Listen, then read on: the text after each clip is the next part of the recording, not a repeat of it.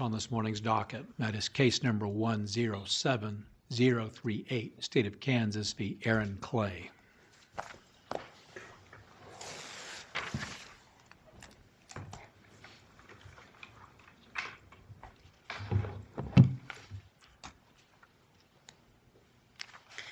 Good morning. May it please the Court. Carol Longenecker-Schmidt of the Appellate Defender Office representing Mr. Clay. Chief Justice, if I could, I would like to reserve 3 minutes for rebuttal. 3 minutes is granted. Unless Your Honors prefer otherwise, this morning I will focus on the first issue in the brief and, if time permits, the fourth issue, and submit the remaining issues on the brief. And the first issue is the District Court's failure to instruct the jury on the lesser included offenses of reckless second-degree murder and involuntary manslaughter. As the state points out in its brief, the appropriate test or standard to use when evaluating this issue is the Williams clear error standard, and that involves two questions. The first question, whether the instruction was legally and factually appropriate, and the second question, whether, if that was error, whether that error was reversible. Looking at that first question of whether error occurred,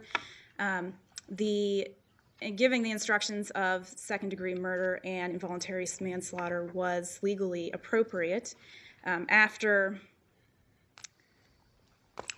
Mr. Clay was convicted in this case, this court issued its decision in Berry, which changed the rule on giving lessers for felony murder. And then after that, the legislature in 2012 amended the lesser included statute to do away essentially with lessers for felony murder cases. Then subsequently, this court issued its opinion in Wells, which I've submitted to this court via 609 letter. And that case said that the 2012 amendment does not apply retroactively. So I think that legally... And then we had another amendment, didn't we? Didn't the legislature in 2013 declare it to be retroactive and the amendment? I'm sorry, could you repeat that? Declare the... In 2013, it's my understanding the legislature passed a bill that specifically said that its statute on felony murder having no lesser included offenses is retroactive. I didn't submit that to this court via 609. It's directly relevant to the question in Wells, isn't it? Sure. In essence, there the legislature declared its intent, whereas in Wells we were dealing with an undeclared intent as to retroactivity. I think that is the case. So how do you get around the later amendment? I think that despite the language in the 2013 amendment, I think that this is still dealing with a substantive change in the law. Really, that's not the test, though, is it? I mean, when we're trying to determine retroactivity when it's unstated by the legislature, we're looking at procedural versus substantive. That's what Wells did, right? Yes. But later, once they've declared expressly their intention as to retroactivity, then it just becomes an ex post facto issue, doesn't it? And it's just saying it's substantive isn't enough to make an ex post facto violation, is it?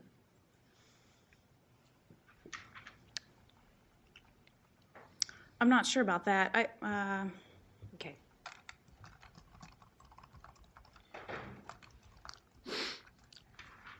Yeah, I'm not sure about whether if a change in the law is purely substantive, if that's enough to make it an ex post facto violation.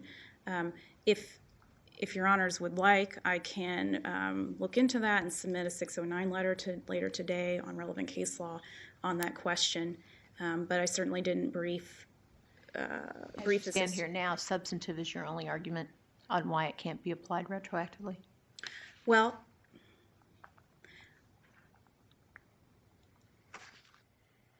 that's the only argument that's occurring to me right now. I mean, that's the only argument I briefed. I do think in Wells, this court very briefly addressed the question of whether there's a due process violation here, of whether the right to a fair trial requires a court to instruct on lessers whenever there's some evidence to justify a conviction. And I certainly didn't brief it in that manner. But I do think that that's a relevant argument here, that there's a due process violation at play. Moving over to the eyewitness identification issue, do you agree that defendant invited that error by requesting the instruction with the 7 elements? I don't agree that, well, I don't agree that the invited error doctrine should apply. And I think that the invited error doctrine shouldn't apply because that doctrine is aimed at situations where defense counsel makes a strategic decision and requests something, maybe possibly knowing that there's error, and then later claims, oh, it's error. But I don't think that's the case here because I think at the time when this jury trial occurred, Mitchell had not come out yet.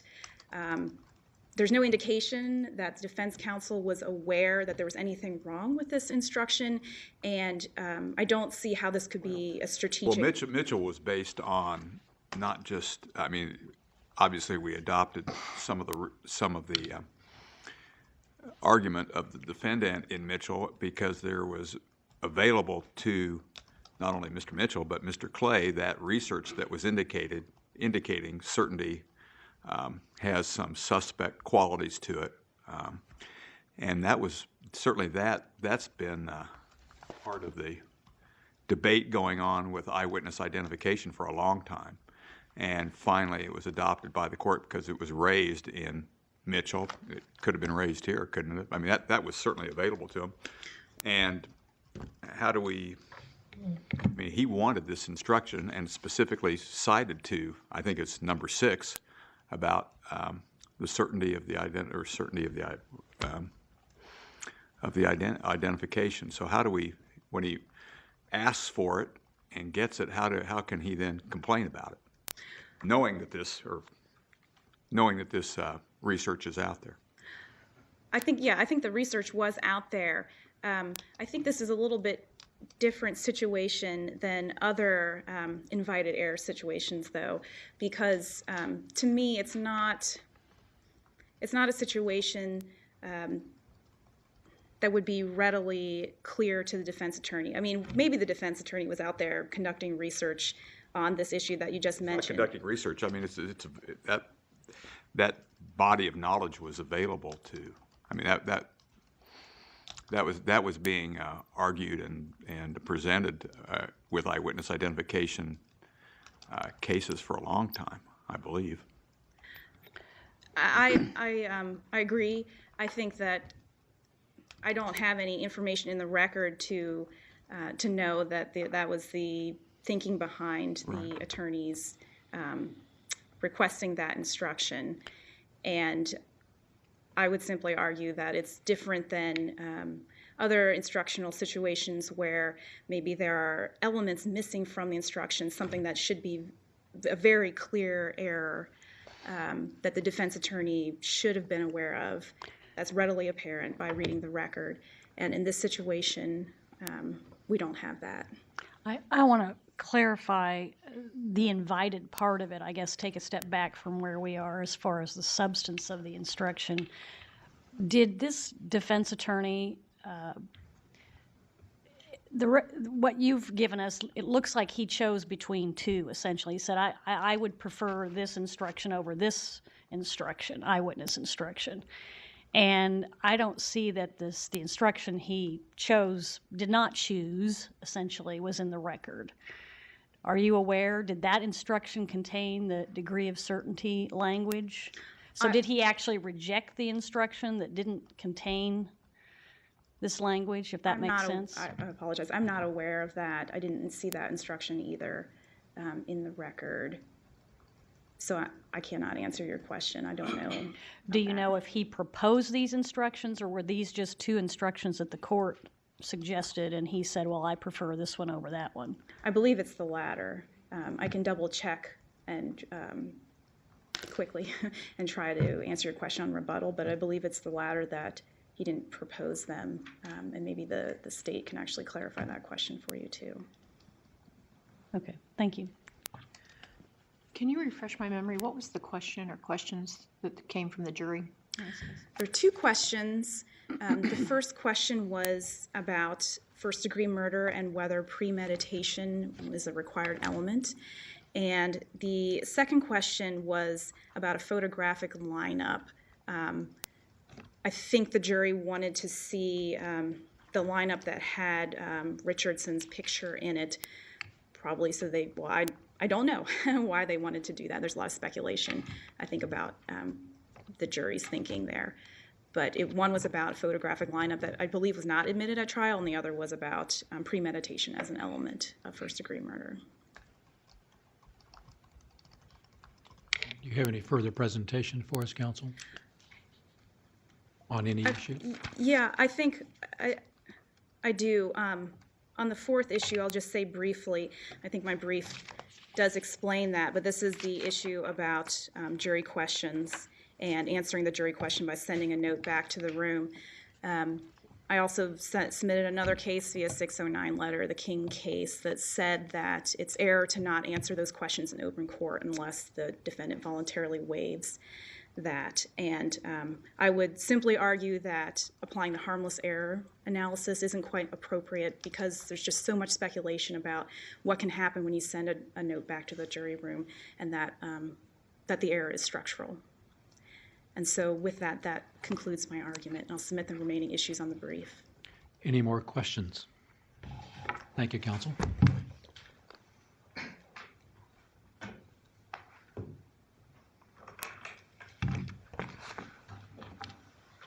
May it please the court, Ryan Walkowitz appears on behalf of the state. Addressing the first issue, the analysis this court's well aware of. We go through a step ladder analysis, essentially. And the first question to determine, is there clear error? So were the questions legally and factually appropriate in this case to even determine if there was error? The state's argument is there was not error. This case was kind of a little strange. It came down pre-Berry where he was convicted. This court decided in Berry that there were lesser includeds that could be given in felony murder.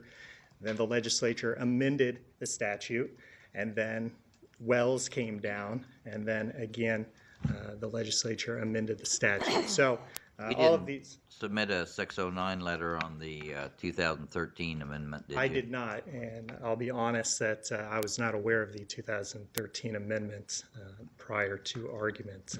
I did not see that. I had seen Wells previously where the court had analyzed it in a different way. I guess my argument would be if the legislature intended that it to be retroactive, then that's how it should be, how we should proceed. Now, I also... You get the benefit of that argument even though you didn't raise it. I don't know if I get the benefit. That would be up to you, and I am perfectly willing to acknowledge I did not see that and did not prepare to submit that letter to the court. I would argue that it's not factually appropriate, however, in that the argument from the appellant is simply that there was one mention of possibly being a warning shot that perhaps Mr. Clay acknowledged. There's no evidence in the record to suggest that Mr. Clay was the one who stated he was going to fire a warning shot. In fact, I don't think the word warning was ever mentioned in the record. I believe it was described by Tate as firing a shot off. State's argument is that is not enough evidence to show that Mr. Clay acted in a reckless manner. All of the evidence that was presented showed that he was acting intentionally. He planned this robbery. He had a handgun. He went to the apartment. He used deception to gain entry into the apartment. The door opens, and from the witness inside, the victim is shot once that door is open in the head. So the state's argument is that it's not enough to just show some evidence, but it has to be evidence that would reasonably justify a conviction of the lesser included crime. The state doesn't believe that that would be reasonably justified evidence to convict on unintentional second-degree murder or involuntary manslaughter. So if this had come to us with a conviction on the lessers, you're saying that we would have to find there was insufficient evidence to support the convictions on lessers? or is it some other test? Well, I think that, I think the statute requires that there has to be enough evidence that would reasonably justify the conviction. So I think we're here still talking about felony murder. So in those circumstances, this is still related to felony murder. Even a warning shot would be related to the underlying inherently dangerous felony of the aggravated robbery. So you would never get to unintentional second-degree murder. You would never get to Suggesting involuntary. a different scenario, counsel. I just want to make sure you're addressing his question so that. I'm sorry. Yeah. He's asking if the tables were turned and your opponent was here attacking convictions on one of the two lesser includeds as unsupported by sufficient evidence, what would your position be? Well, my position would be that it did support the conviction. There was sufficient evidence. I think that would. So there would be evidence of recklessness. I think you could make that argument in that circumstance. I think we still are looking factually at our circumstance here, and that there is a difference related to this case. There are no more questions. Well, I'm sorry. Even if it is factually appropriate, as you go down the analysis, I still don't believe there's any evidence to reasonably support, or this court could find, that the verdict would have changed. Because again, even if you allow for the warning shot to be unintentional second-degree murder as reckless, you still would never get past the felony murder. All of those actions were still linked to the underlying felony, and the conviction for felony murder still would have stood.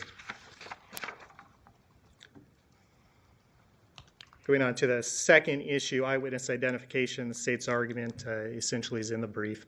We believe it was invited error, that they specifically asked for that instruction. Did they ask for it, or was this just proposed? Did the court say, here's two instructions I've used, which do you want? I don't know if the record is entirely clear, but I know based on practice, it was likely that the judge proposed instructions, gave the attorneys opportunity to review those instructions, and then it seems from the record that the defense counsel said, I want this instruction with the 7. Well, did the other one not have the certainty language? I don't believe it's in the record. So why? I guess I don't understand why that supports. If he chose from two instructions that neither one contained this language, isn't that a little different than, specifically choosing an instruction that contained this language when the other didn't, or even offering this instruction as the appropriate instruction? Isn't that different? I think it could be different, and it's not clear. The record doesn't show if we have that. So yes, that would be completely different factual circumstances. I think my argument would be a whole lot better if the other instruction didn't have number 6. But we don't know that. We don't know that. I still believe he said, I want this instruction, and now they're coming back and complaining about it. I've got a little more fundamental question. We say that parties cannot stipulate what the law is. So can you stipulate to a legally incorrect instruction? Both counsels say, yeah, we picked this one, and they're both legally incorrect. Is that invited error when, in fact, we don't allow parties to stipulate the questions of law, and the whole clearly erroneous statute is there, in my view, to allow courts to review instructions that are clear error, that clearly change the outcome of the trial? And how come we're going to cut out this exception to using clearly erroneous with invited error when that's not permissible? Well, I guess my argument would be you still can, and they should still be barred from doing it. Otherwise, you could have attorneys constantly putting in instructions that don't necessarily comply with what the law should be, and then coming back later on and saying, oh, well, that's wrong. What's a prosecutor for then? This isn't the defense instruction. This is the court's instruction.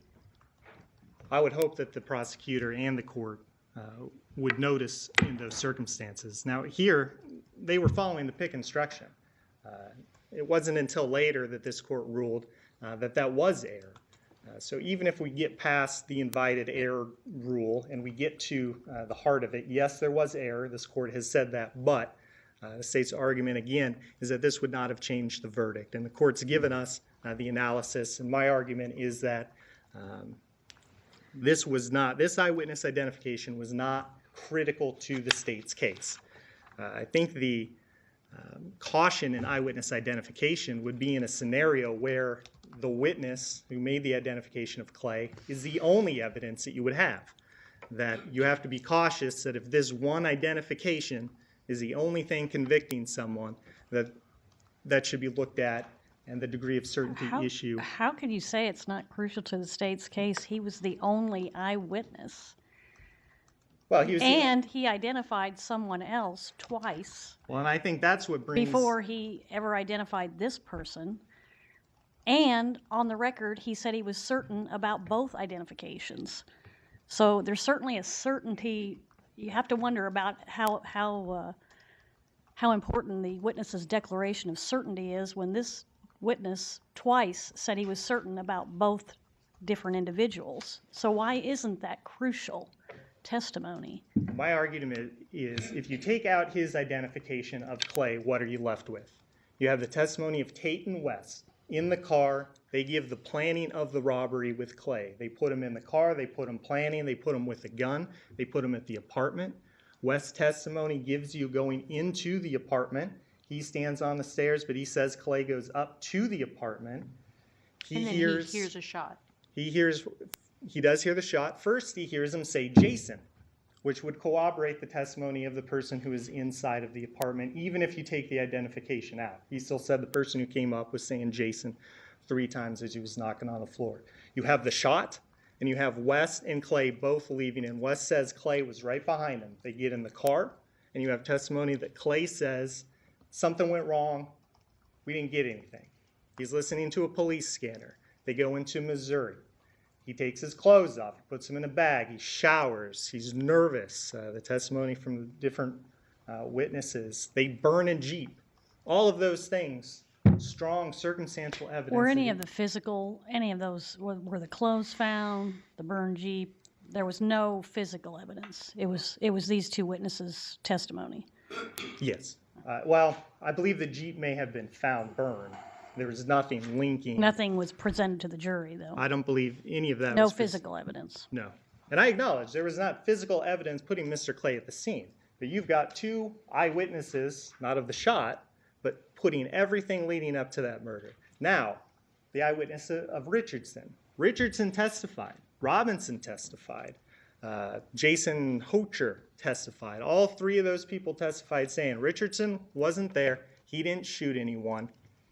And they gave a description of where he was. So I think Richardson had been there, though. He had been there shortly before the murder. yes, And he had left. he had left. And this eyewitness that we're discussing here, Rios Patron, had identified Richardson twice, at least, it appears. He did identify Richardson. Now, he gave an explanation for why he identified Richardson. He said the police were pressuring him and But he later said the reason he changed his identification to Mr. Clay was because he was scared of Richardson. So I don't know how, it's not real sensical that he identified Richardson but later said he was scared of Richardson. well, I believe that the record shows how that second identification was made of Clay. I believe one of the last detectives, Garrett, was the one who was describing this, saying that they were showing him lineups just to identify another person in the apartment. They weren't doing it to try and identify a shooter, and he instantly sees it and says, that's him, that's the shooter. Some effect like that. Mr. Richardson. No, that was of Clay. Okay. But before that, they showed him a photo lineup that included Richardson, and he said, that's him. He said it was Richardson, yes. Right, right. And I believe his explanation was still the police were pressuring him, and he just wanted to pick someone. He picked Richardson. But later he said He was afraid of Richardson. Believe he did. I can't explain why he would say that or why he I guess wouldn't, but the prosecutor spent a lot of time in closing argument talking about Mr. Clay's identification, and it strikes me as strange that you would now suggest that it wasn't crucial to the state's case. well, I think that it was certainly evidence that he was going to use in the argument. I think that this test, though, is what is the evidence if we take it out? So it's not necessarily what he used at the time, because that was available to him. As a prosecutor, he's going to say he was identified, this witness said it was him. But if you take him out and just look at it overall, what does the record show? There is substantial evidence that Mr. Clay was the one who shot.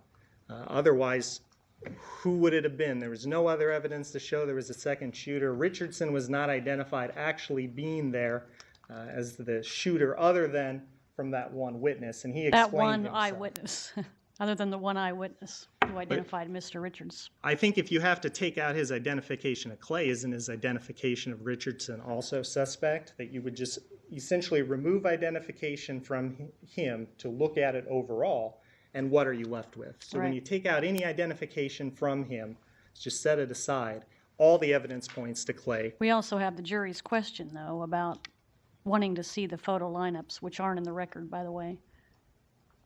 Doesn't that photo indicate lineups they of- might have been a little concerned about the two different IDs? It's possible. I don't know what a jury is thinking, but yes, the lineup with Richardson was not included in the record. It was never presented. And the jury did have a question about that. That was the second question that they had. Regarding that fourth issue, just briefly, the state's argument is that the answer was done in open court with the defendant present when the judge answered those two questions. He delivered those two questions via written note that was passed on to the jury. And I don't believe King overruled Wells in that regard. My argument would be that the court did comply with the requirement by answering the questions in open court with the defendant present. It's just that he delivered that not orally with the jury in the courtroom, but through a written note. Does the record indicate who delivered it? Was it the bailiff?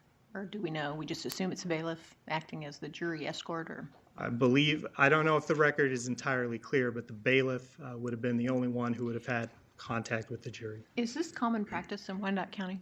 Answer jury questions with a note? Yes. We've got another case with a different judge this morning. Did the same thing. It is common practice to do Not to that. have the defendant present or to have it in the courtroom or call the jury back in. Just do it by note, pass it into the jury room via bailiff, and that's it. Well, I'm sorry, just to clarify, it's common practice to have the court open with the defendant there, When they answer counsel it. there, to answer the question. To arrive at an answer, to arrive at the substance of what's going to be done. But then the procedure is common in Wyandotte County to just pass a note with the result into the jury room via the bailiff. To respond with the note, yes, and that the bailiff would take it. Thank you. And you would concede that doesn't strictly comply with the plain language of the statute that talks about bringing the jury into open court. My only argument in that regard would be that the plain language of the statute says if they desire to be informed, they may request the officer conduct them to the courtroom. I don't believe they ever requested to come to the courtroom to hear the answer. I don't believe that was part of the record. Do we have any more questions? Thank you, counsel. Thank you.